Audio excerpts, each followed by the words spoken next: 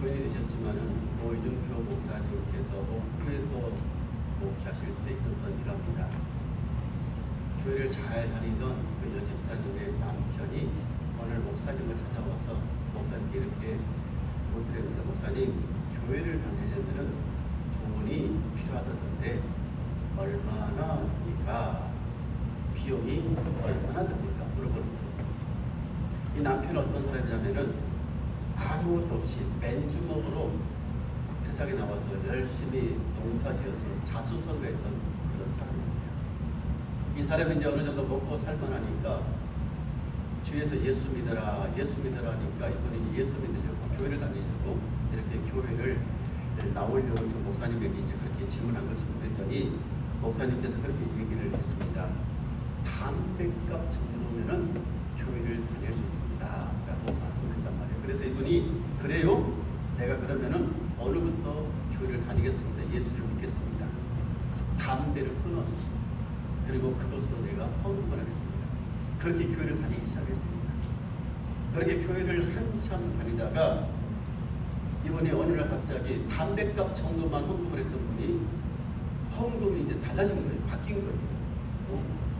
쌀로도 하나님 앞에 헌금을 드리고 또 소득의 그 10비 11조도 드리고 목사님이 그래서 이분을 따로 만나서 그렇게 얘기를 나누고 싶어요. 아이고 성도님 요즘 이렇게 이렇게 11조도 하게 되고 또 감사도 하게 되고 쌀도 그래도 이렇게 내놓게 된다고 이번에 하는 얘기가 그것입니다. 내가 예수를 믿고 은혜를 받다 보니까 값을 제대로 은혜의 값을 치러야 되겠다는 생각이 나서 마음을 바꿨다는 거죠. 그래서 은혜 값대로 내가 하나님 앞에 헌금을 드린다는 거죠. 그래서 11조도 드리고 또 쌀농사 지으면 쌀도 하나님의 교회에다 바치고 거기서 나온 소득도 11조도 드리고 은혜의 값을 지불했다 그 얘기란 말이에요. 여러분 예수를 이때 제대로 값을 치러서 믿으면 그만큼 크게 복을 받습니다.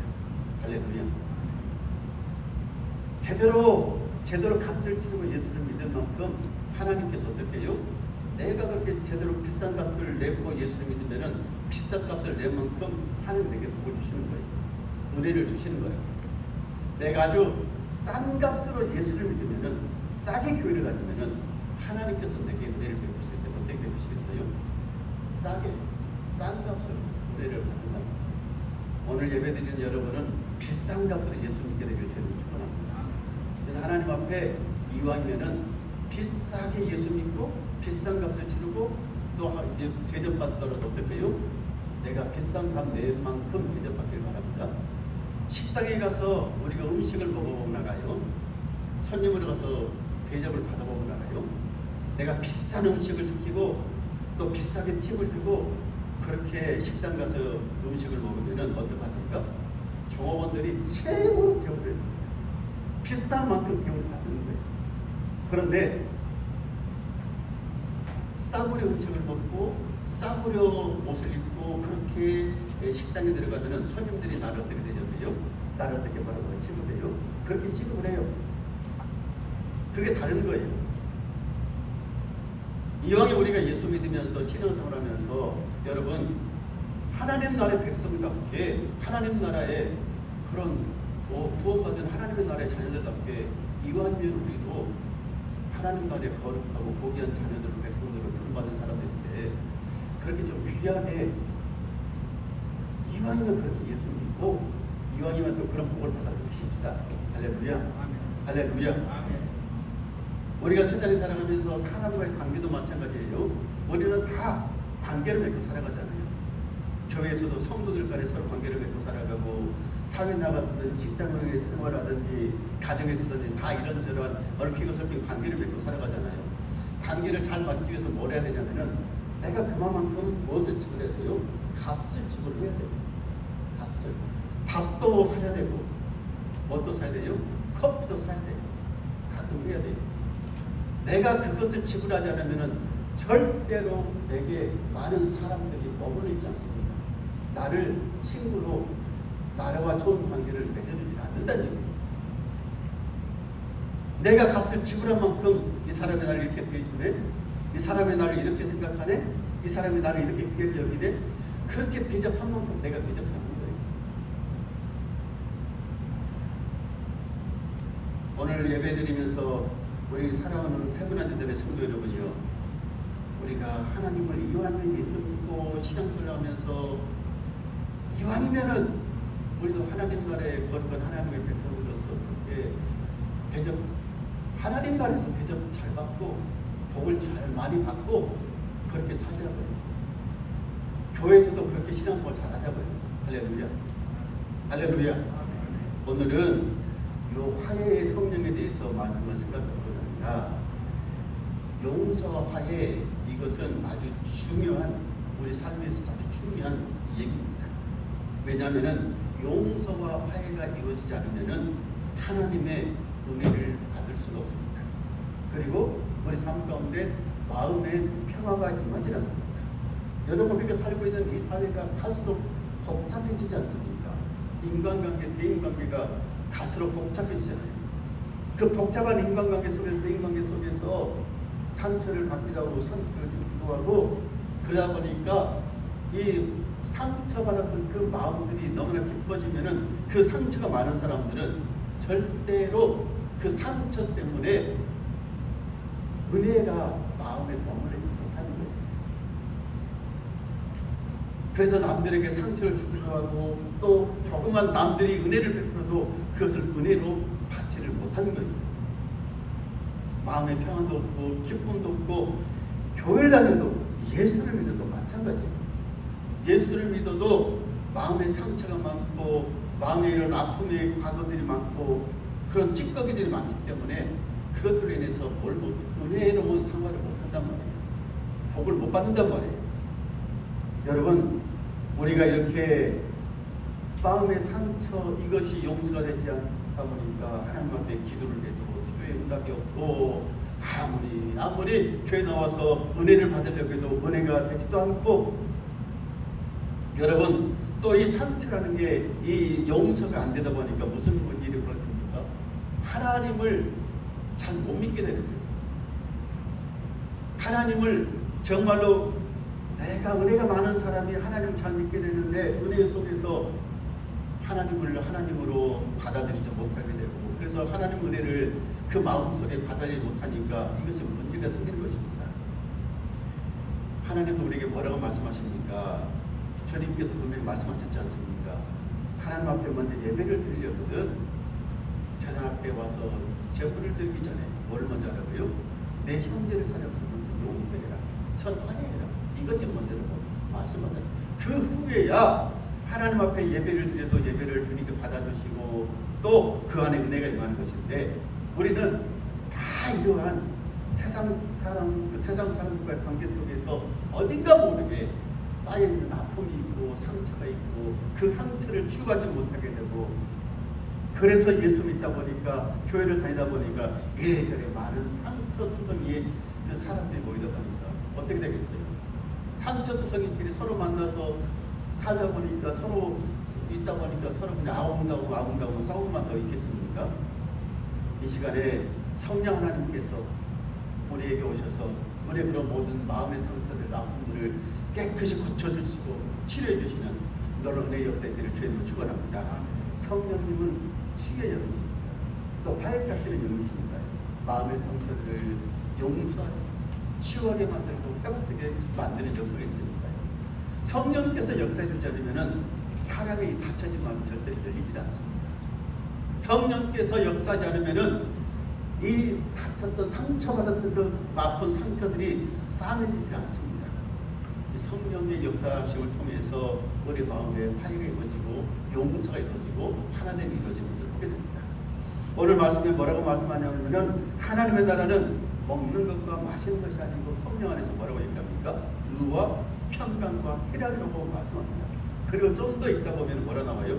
그러니까 우리로 하여금 더 화평이 일에 있으라, 덕을 세우는 일에 있으라고 얘기한단 말이에요. 무슨 말씀이겠어요? 성령이 임하는 곳에 하나님의 나라가 임하는 거예요. 의로움이 있고 그 안에 기쁨이 있고 그 안에 또 즐거움이 있는 것이고, 그 안에 그래서 놀라운 치유가 일어나고 그 안에 화평이 일어나게 되는 것이에요. 그래서 평강을 누리게 되는 삶을 산 것입니다. 여러분, 그래서 우리에게는 뭐가 있어야 되는 거예요? 성령의 충만한 역사가 있어야 되는 것입니다. 성령께서 오셔서 우리 안에 놀라니 화해와 용서를 이루어 주셔야 되는 것을 보게 됩니다. 예수님의 12제자들이 성령의 충만함 받기 전에 항상 제자들은 뭐라냐? 서로 다투고 싸웠습니다. 네가 크냐 내가 크냐, 네가 먼저냐 내가 먼저냐. 그것 가지고 12제자들이 항상 다퉜단 말이에요. 신기하고 질까. 그래서 예수님께 가가지고 고자질하고. 그게 예수님의 제자들의 모습이에요. 성령 받지 못했을 때. 그런데 그들이 오순절 마가다락방에 성령의 능력을 받고 은사를 받고 성령 충만을 지고 보니까 그때 삶이 바뀌잖아요.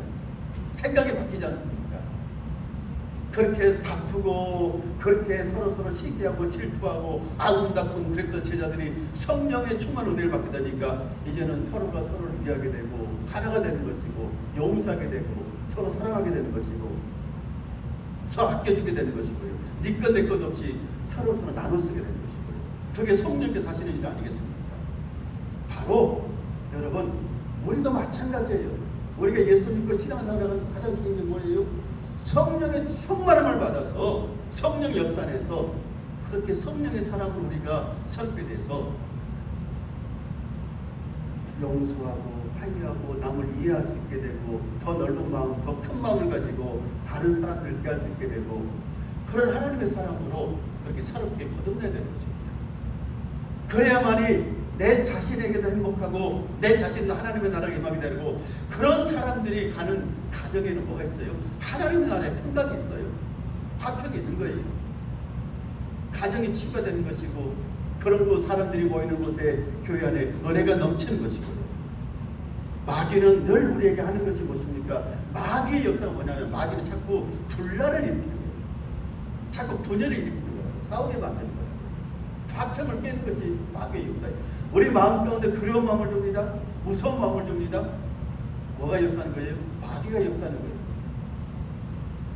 교회에 나와서 예배드리고 은혜 받으면 당연히 마음속에 평화가 임해야 되는데 교회를 나오려고 하면 마음속에 불안하게 되고 그리고 어딘가 모르게 두려움을 생기고 뭐가 역사했습니다. 교회를 못 가게 만들어요. 마귀가 역사하는 거예요. 그것을 물리쳐야 돼요. 예수를 물리치고 그리고 교회 나와서 예배드리고 은혜 받고 성령의 충만을 받고 그걸 못해요. 그것을. 여러분, 가정이 불하다, 가정이 어딘가 모르게 불하다 뭐가 그러겠어요? 역사하겠어요? 마귀가 역사하잖아요. 마귀가 남편에게 역사하고 아내에게 역사하고 자식에게 역사하고 하니까 가정이 자꾸 치그락 이렇게 싸우는 것이라고. 기도하고 회개하고 하나님 앞에 나와서 은혜 받고 그러면은 가정에 성령의 역사에 주셔서 마귀가 떠나가고 화평이 많은데 희락, 기쁨, 평안이 많은데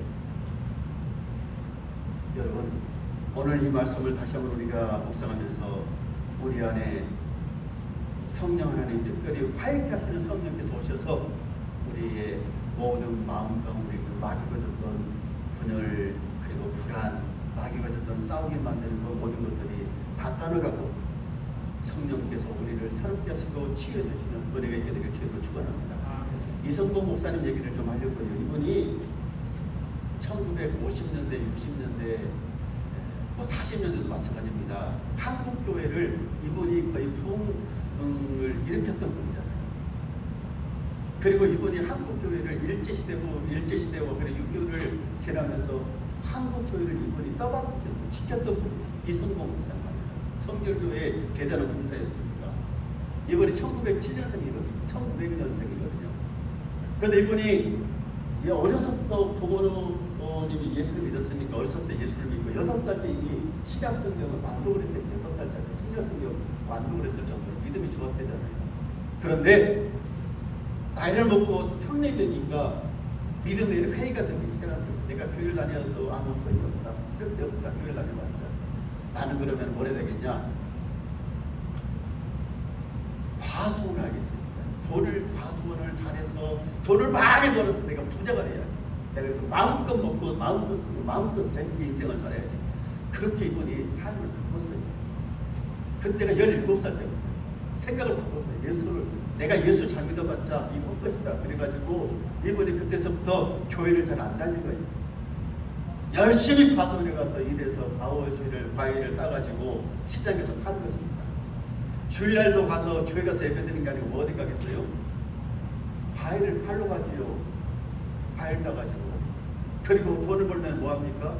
돈을 가지고 술집에 가서 노세 젊어서 노세 늙어지면 못 노나요. 신나게 그냥 허랑방탕 그렇게 술 마시고 놀고 그렇게 취해가지고 그렇게 집에 돌아오고 그분이 그렇게 산 것이 그분의 삶이었어요. 그게 낙이고 즐거움이었단 말이에요. 그런데 어느 날 그날도 주일날 그렇게 과일을 따가지고 시장에 가서 팔고 그리고 그 돈을 가지고 술을 먹고 진탕 마시고 놀고 이제 집에 저녁에 돌아오는데 무릎이 아프기 시작한 것입니다. 무릎이 썽썽했던 다리가 무릎이 아프니까 이거 뭐지 별거 대수롭지 않게 생각했는데 의술이 그때는 변변치 않았으니까 찾아가도 낫는다는 얘기를 못해요. 뭐라고 얘기를 해요? 당신 다리를 잘라야 된다. 절단해야 된다. 그 얘기 듣고 어떻게 했어요?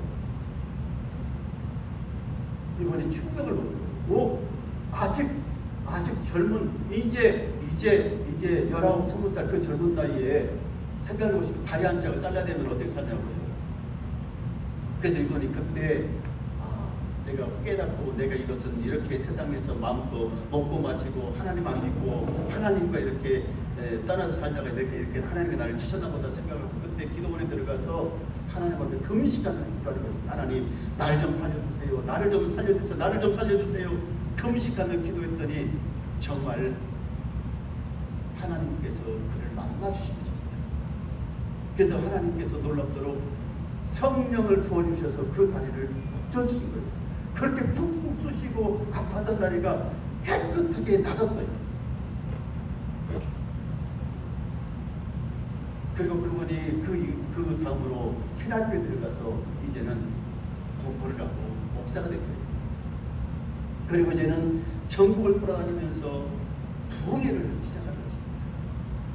제주도에 가서 부흥회를 하는데 3일째 되는 날 배가 아프더래요.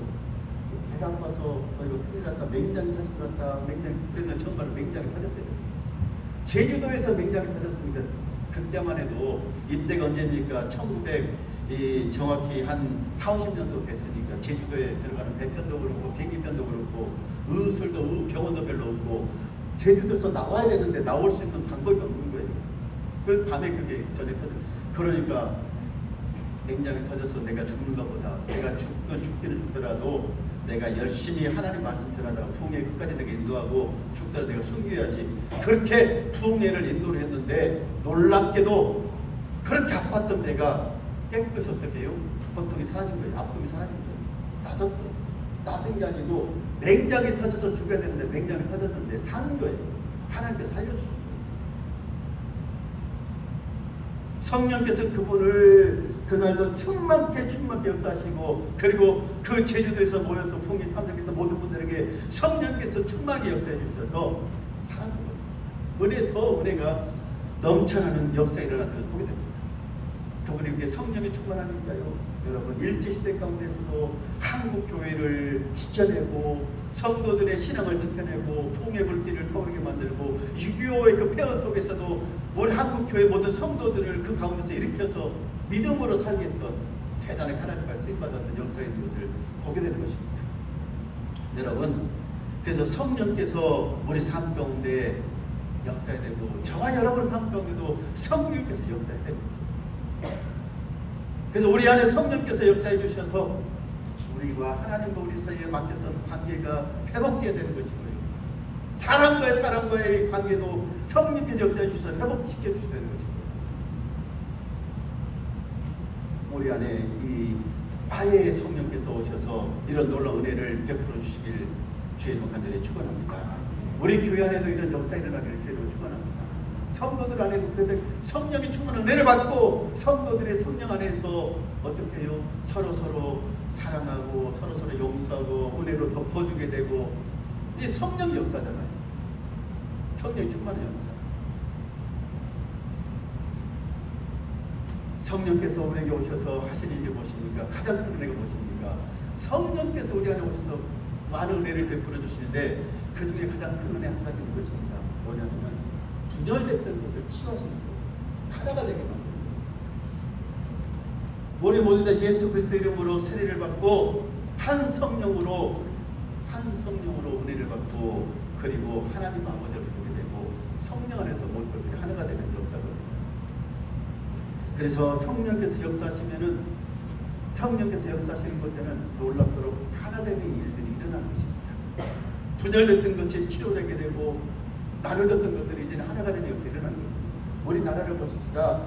분단 70년이 넘는 역사지 않습니까? 6.25가 지난 다음에 남과 북이 70년 넘도록 이렇게 아주 갈라져 있으니까요. 그런데 여기다가 지역 간의 분열이 있어서 경상도와 전라도로 갈라져 있고 여기 더 세분화시켜서 이제는 전라도 안에서도 이 전라북도, 전라남도 갈라져 있고 다 갈라져 있잖아요. 지역적으로 지역 패권, 지역 이기주의 때문에 갈라져 있지 않습니까? 여러분 더 심각한 문제는 세대 간에 갈라져 있는 거예요. 20대, 30대, 40대, 50대, 60대, 70대 이 세대별로 다 갈라져 있어요. 남과 여자 갈라져서 저 20대 젊은 애들은 여자들을 일컬어서 뭐 페미니즘하고 페미니즘을 해가지고 20대에는 더 이렇게 남녀 갈등이 더 심하단 말이에요. 갈라졌단 말이에요. 정치적으로 얼마나 갈라져 여당이니 야당이니 뭐 진보니 보수니 얼마나 이 나라가 혼란스럽습니까?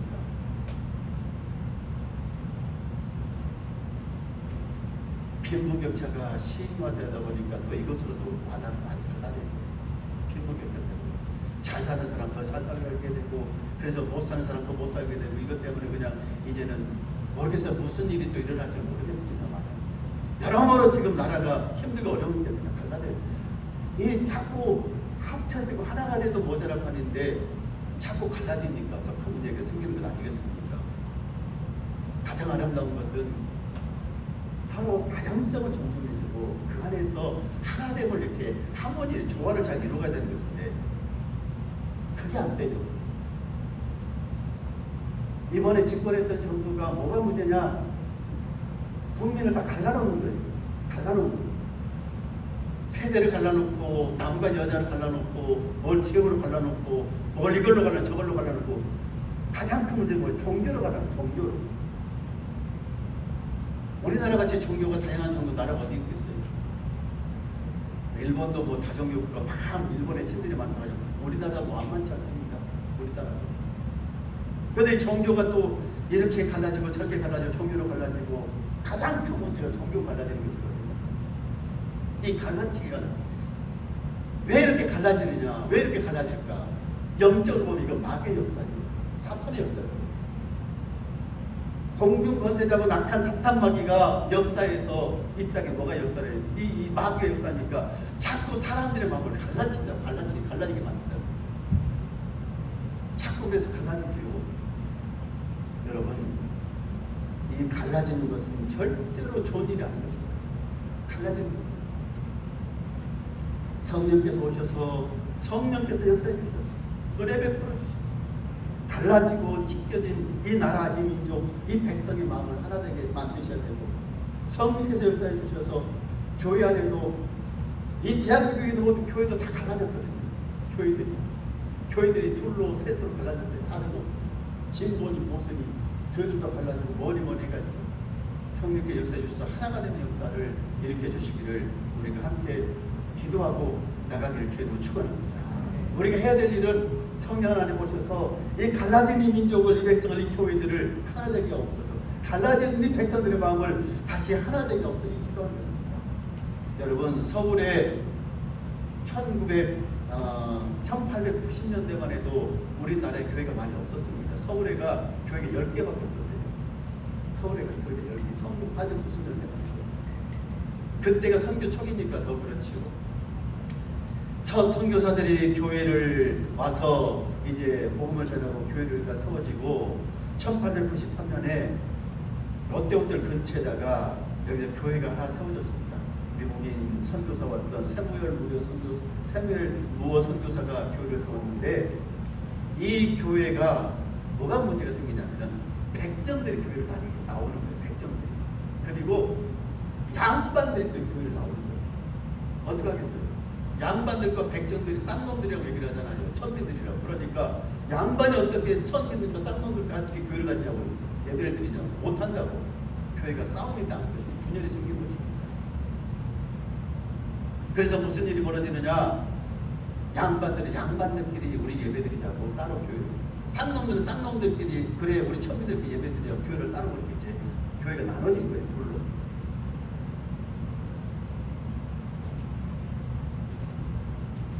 그런데 양반들이 모여서 드렸던 그 교회가 불이 났습니다.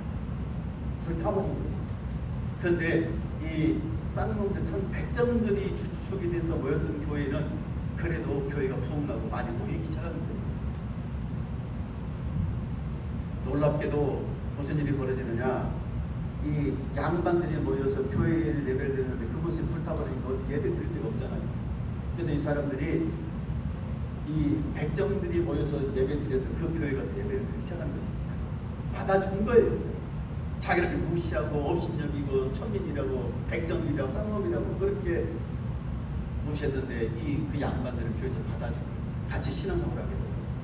그런데 그 교회에 그때 왕족이 예수를 믿게 됐어요. 왕족. 이시조선의 마지막 왕손이 교회를 나오기 시작했단 말이에요. 예수 믿고 그 교회가 오늘날 어떤 게 순동교회입니다. 순동교회. 그런데 그 교회에 놀라운 은혜 역사가 일어나는데 무슨 은혜 역사가 일어나느냐? 장로를 뽑는데 한국인 최초의 장로를 뽑는 두 사람의 장로를 뽑힌 거예요. 하나는 누가 뽑히냐면은 백정이었던 사람이 장로를 뽑힙니다. 그 놀라운 일이에요. 그리고 그 고종 황제의 사촌이었던 이재선 씨 왕손이 교회 나와서 예배드리고 은혜 받고 이번이 그 교회에 또 초대 장로로 뽑힌 거예요. 두 사람.